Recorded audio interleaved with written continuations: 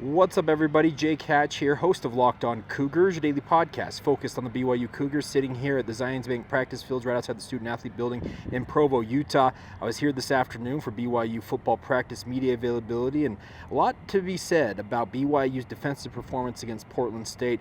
Dominant stuff, quite frankly, the most dominant performance if you go by yards per play and other metrics across all of college football. BYU's absolutely put the clamps down on Portland State, but the Cougars are not resting on their laurels. They know that's just one game. There's 11 to go, and every other opponent on this schedule for the Cougars is going to be a whole lot more talented and a whole lot better than the Portland State Vikings were. That's what Jay Hill's reiterating to his guys, but he also is pleased with how his guys executed the game plan against Portland State. He had a lot to say on that and more as BYU gets ready for Stanford in his post-practice comments. Coach, can the success from last week carry over now with the competition leveling up? Oh, we sure hope so. I think that was a very good start. I think that was one of the cleanest game ones I've ever been a part of on all three phases of the game. I thought our guys were ready to go. I thought they handled the scheme super well. Just defensively speaking, we had 25 different calls in a 49-play game. And so I thought they handled it outstanding. And I'm excited to see what we got this week.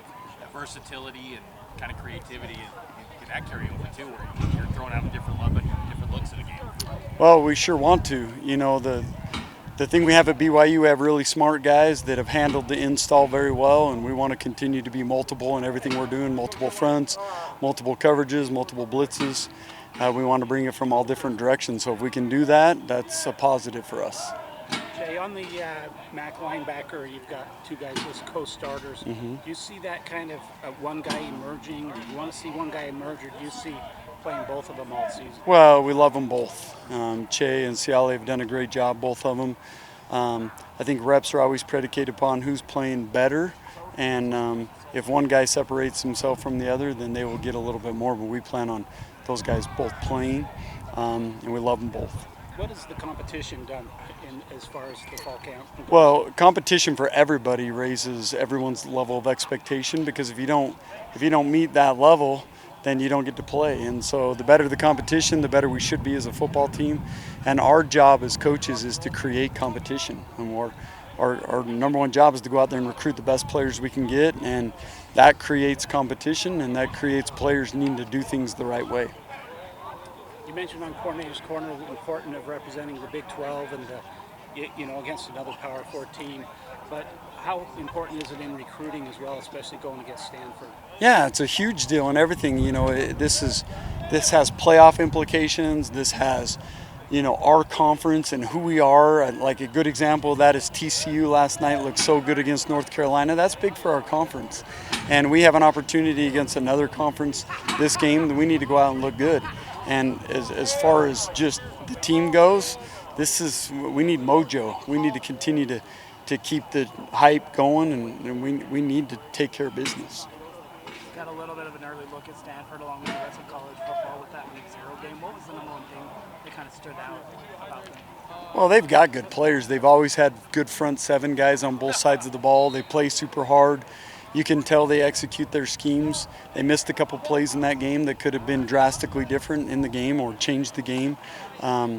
We got to expect their best shot, and we got to expect a good team coming in here. I mean, this is a Power 4 team that traditionally has been very good, and we got to be ready for their best shot. What do you like about the play about Hunter Clegg? Looks like he moved himself up on the depth chart. Well, yeah, Hunter's going to be a player here. We love him. I think his future is super bright, and the better he plays, the more he'll play. But we see a very bright future. Anisi Purcell got the sack. Yeah. Is that a surprise at all, or has he shown that capability? No, he's got a lot of ability. He's got a natural ability to rush the passer. He's done it all camp. We expect a big, bright future for him too. He's done a lot of great things since he's been here. Can you speak to Faletau Satuala's progression, how he's been, and the strides you've seen from him in the second year? He's right where we want him to be. He continues to make strides, and he plays better each week. I love where he's at. He's only going to continue to get better and better, and only continue to get more and more for what we're giving him. But I'll bet you if you combine defense and special teams, he might get more reps than anyone on our football team. He's a very valuable weapon that we have in a lot of phases.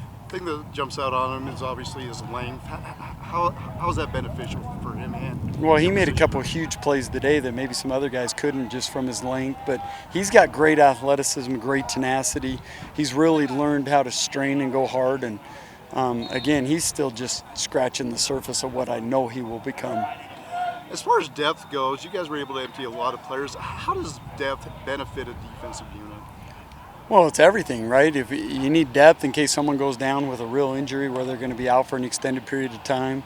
You need depth to keep guys fresh during a game, and just the overall competition that occurs with depth is critical in the success of a defense. Overall, how satisfied are you with this depth?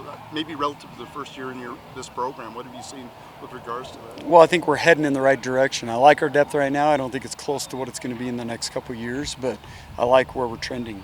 There's Jay Hill. A big thank you to BYU Athletics and BYU Football for that video, and obviously you can tell that he is ecstatic about the performance, I should say, that his defense put on, but he also understands that Stanford, they're going to have a whole different mindset, a whole different game plan when they come to Provo on Saturday night.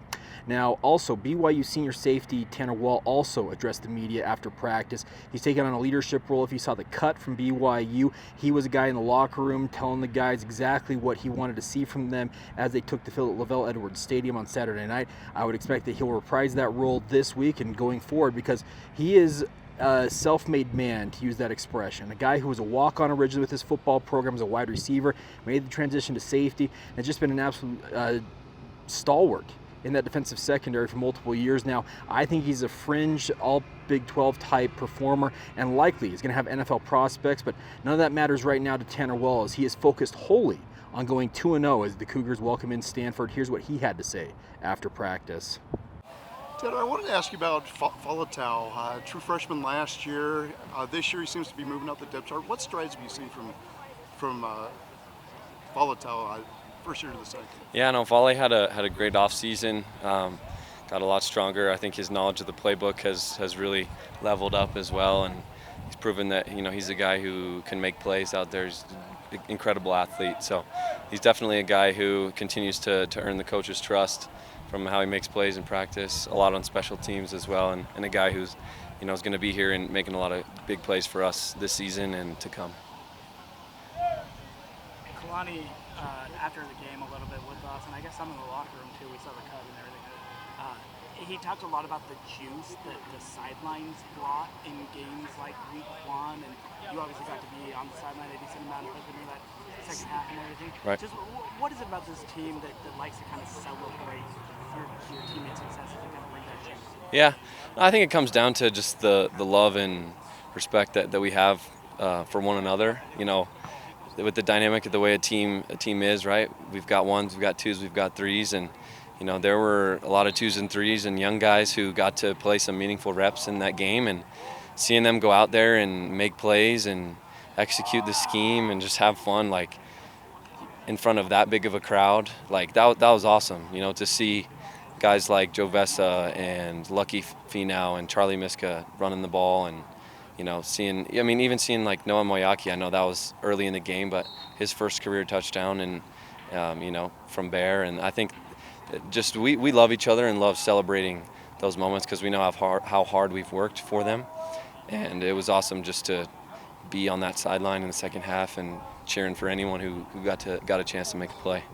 What are you wanting to bring in from last weekend into this weekend against Stanford? I think the same level of execution. I think we played a really clean game, executing our scheme and doing exactly what our coaches asked and expected us to do. So, we're going to prepare, the same way for a good opponent and come in and execute our scheme and do exactly what we know we're supposed to do, and trust the other 10 guys we're out there on the field with to do their job, and come out on top. Another thing, at least defensively, we had several goals, very specific goals for that game, and a lot of them we were able to meet, and that helped us get the result that we wanted. And so each week we're going to have similar goals, specific goals that Coach Hill sets for us that we're striving to achieve, and we're going to do the same thing this week.